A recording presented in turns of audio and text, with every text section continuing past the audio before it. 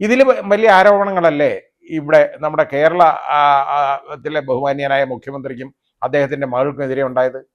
അവിടെ E D അന്വേഷണമൊക്കെ വന്നല്ലോ. SFIയുടെ അന്വേഷണമാണ് ഇപ്പോൾ അന്ന് വെച്ചേക്കുന്നത്, നടന്നേക്കുന്നത്. അത് അന്വേഷണം ഇങ്ങനെ നടന്നുകൊണ്ടിരിക്കുക. ഇനി എന്ന് അദ്ദേഹത്തിനെ പിടിച്ചകത്തിടാൻ പോവും? ഇത് ഓരോ സ്റ്റേറ്റ് ഇവരുടെ കയ്യിലല്ലാത്തതെല്ലാം ആളുകളെ പിടിച്ചകത്തിടുന്നതല്ലേ. പക്ഷേ അതിൻ്റെ സാധ്യത ഇവിടെ കുറവാണ്.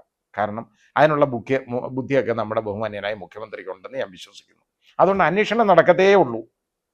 ഇങ്ങനെ അന്വേഷണം നടന്നുകൊണ്ടിരിക്കും. ഏതായാലും അങ്ങനെ ആയിക്കോട്ടെ. ഏതായാലും അദ്ദേഹത്തിനെങ്കിലും പിടിച്ചകത്തിടാതിരിക്കട്ടെ എന്ന് ഞാൻ ഒരു എനിക്ക് അങ്ങനെയുള്ള ഒരാഗ്രഹമാണ് ഉള്ളത് ഇതിനകത്ത്. അപ്പോൾ ഏതായാലും ഇപ്പോൾ ഇതിനകത്ത് ഇവിടെ സംഭവിച്ചേക്കുന്നതെന്ന് പറയുന്നത് മനഃപൂർവ്വമായിട്ടുള്ള വ്യക്തിഹത്യയും അതുപോലെ രാഷ്ട്രീയമായിട്ടുള്ള ആയുധം ആയിട്ട് പ്രയോഗിക്കാൻ ED ഉപയോഗിക്കുകയെന്ന EDയിലെ കുറേ ഉദ്യോഗസ്ഥന്മാരുണ്ട്. ഇവരെയൊക്കെ ആ ഗതികേടൊന്ന് ആലോചിച്ച് നോക്കിക്കോളൂ. ഇവരുടെ കയ്യിലെ കളിപ്പാവകളാണ് അവർ. ആരുടെ കയ്യിൽ നിന്ന് പണം പിടിച്ചു പറിക്കണോ അവർ ഗുണ്ടാ പിരിവ് നടത്തുകയല്ലേ. അതല്ലേ ഇലക്ട്രൽ ബോണ്ട് വഴി നടത്തിയേക്കുന്നത്, ED ഉപയോഗിച്ച് ചെയ്തേക്കുന്നതാണ് ഇത് കൂടുതലും. അത് വെളി വരും, ജനങ്ങൾ മനസ്സിലാക്കിയാൽ ഇനി അഴിമതിയെക്കുറിച്ച് അങ്ങോട്ട് പ്രസംഗിക്കാൻ വലിയ പാടാണ്. എന്തു അഴിമതി? അതാണ് പ്രശ്നം. ഇത് നമ്മൾ തിരിച്ചറിയേണ്ട കാര്യമാണ്. ഇതിൻ്റെ ഇത് ജനങ്ങൾ തിരിച്ചറിയണം. എല്ലാ രാഷ്ട്രീയ പാർട്ടികളും, ഞാൻ നേരത്തെ പറഞ്ഞ പോലെ ഇടതുപക്ഷ പാർട്ടികളും അതുപോലെ തന്നെ മുസ്ലിം ലീഗ് ഒഴികെയുള്ള മറ്റെല്ലാ രാഷ്ട്രീയ പ്രസ്ഥാനങ്ങളും പാർട്ടികളും ഇതേപോലെ ഇലക്ട്രൽ ബോണ്ട് വഴിയൊക്കെയുള്ള പണം ഒരുപാട് വാങ്ങി. അതിൽ സിംഹഭാവവും വാങ്ങിയെടുത്തേക്കുന്നത്, അതിൻ്റെ നടുക്കഷണം മുഴുവൻ വാങ്ങിയേക്കുന്നത് എന്ന് പറയുന്നത് അത് BJP ആണ്. ആ BJP കാരണം അത് വാങ്ങാൻ കാരണം അവരുടെ ഈ ഭരണമുണ്ട്, അവരുടെ ED ഇരിപ്പുണ്ട്. ED അങ്ങോട്ട് പറഞ്ഞയക്കും. ഈ കൊള്ളപ്പിരിവ് നടത്തുന്നമാതിരി കഴുത്തെ കത്തി വെച്ചവരായി നിന്ന് ഓരോരുത്തരുടെ ഇന്ന് പണം വാങ്ങുന്നമാതിരി പണം വാങ്ങി ഇലക്ട്രൽ ബോണ്ട് എന്നുള്ള രീതിയിൽ കൊണ്ടുവന്ന് മാറിയെടുക്കുകയാണ്. ഇത്രത്തോളം കോടിക്കണക്കിന് രൂപ, ഇങ്ങനെ കോടികൾ, ആയിരക്കണക്കിന് കോടികൾ ഇവർ വാങ്ങിയെടുത്തു. അല്ലെ അവർക്ക് ഇഷ്ടമുള്ള അവർ സഹായം ചെയ്തു കൊടുക്കുന്ന കമ്പനികൾക്കും അതുപോലെ തന്നെ അഴിമതി നടത്തി കൊടുക്കുന്ന കമ്പനികൾക്ക് വേണ്ടി അഴിമതി നടത്താനുമായിട്ട് ഈ പണം ഇവരിങ്ങനെ വാങ്ങിയെടുത്തിട്ടുണ്ട്.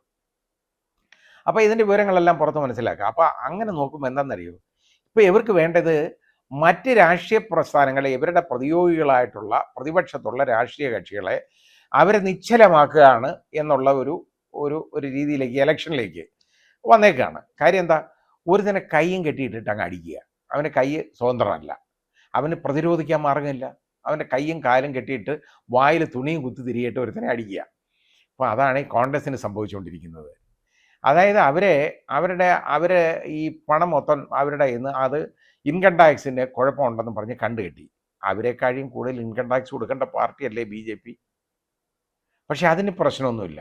കാരണം BJPക്ക് കൊടുക്കേണ്ട കാര്യമില്ല, കാരണം ഇൻകം ടാക്സ് ഡിപ്പാർട്ട്മെൻറ്റ് അവരുടെ കയ്യിലാണ് എന്ന് പറഞ്ഞിട്ട് ഇവർക്ക് ആകെ കോൺഗ്രസ്സിനുള്ള 6 ബാങ്ക് അക്കൗണ്ട് ഉണ്ടെന്ന് ഈ 6 ബാങ്ക് അക്കൗണ്ടുകളും ഫ്രീസ് ചെയ്തേക്കണം, മരവിപ്പിച്ചേക്കാണ്. ഒരു പൈസ ചെലവിനെടുക്കാൻ മാർഗമില്ല.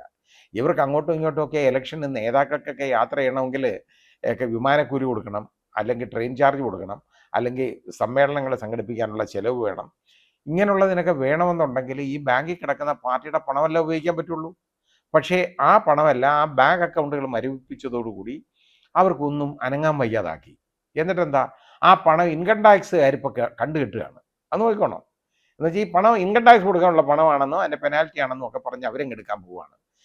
എന്താ, അപ്പോൾ ഒരു രാഷ്ട്രീയ പ്രസ്ഥാനത്തിനെ ഇല്ലായ്മ ചെയ്യാനുള്ള ഒരു രീതിയിലാണ് പോകുന്നത്. ഇതാണ് സ്വേച്ഛാധിപത്യം, ഏകാധിപത്യം എന്ന് പറയുന്നതാണ് ഈ കാണുന്നത്. കാരണം രാജാവിന് ഒരു കുഴപ്പമില്ല, രാജാവിന് അവിടെ ഇരിക്കാം. ഇത് ബാക്കിയുള്ള ആളുകളുടെ എല്ലാം ഇത് പിടിച്ചു പറിച്ച് റെഡിയാക്കി വെക്കാം. അത് മറ്റ് ഏജൻസികളെ ഉപയോഗിച്ചിട്ട്, സെൻട്രൽ ഗവൺമെൻറ്റിൻ്റെ ഏജൻസികളെ ഉപയോഗിച്ച് ഇവരുടെ ഈ പണം പിടിച്ചു പറിക്കുക, ഇതെല്ലാം വാങ്ങിയെടുക്കുക എന്ന് പറഞ്ഞാൽ അതിന് എടുത്തു കഴിഞ്ഞാൽ അവർ നിരായുധരായി അവർ മാറി. അവർക്ക് മാർഗമില്ല ഒന്നും കേട്ടോ. അവർക്ക് എന്താ ഉള്ളത്?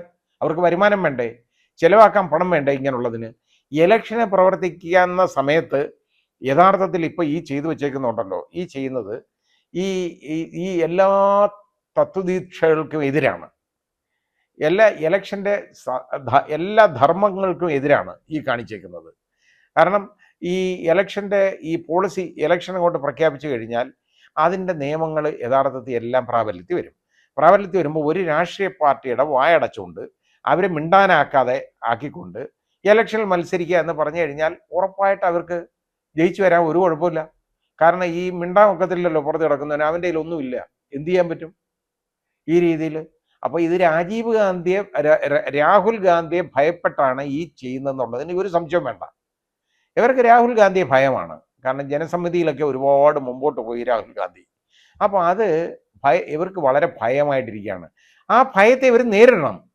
ജനങ്ങളോട് കാര്യങ്ങൾ തുറന്നു പറയണം. ഞങ്ങൾക്ക് ഇലക്ട്രൽ ബോണ്ട് വഴി ഇത്ര കിട്ടി, അത് ശരിയാണ്, ഞങ്ങൾ രാഷ്ട്രീയ പ്രവർത്തനം വിനിയോഗിച്ചൊക്കെ, അല്ലെങ്കിൽ ഞങ്ങളുടെ കയ്യിൽ ഈ ഫണ്ടുണ്ട്, ഇത്രയും രൂപ ഉണ്ട്, ഇതെന്നൊക്കെ പറഞ്ഞ് പുറത്ത് മിണ്ടാവക്കത്തില്ല. ഇത് ഇത്രത്തോളം കള്ളത്തരത്തിലുണ്ടാക്കിയ പൈസ അതിൻ്റെ ഇൻകം ടാക്സ് അങ്ങോട്ട് കൊടുക്കട്ടെ.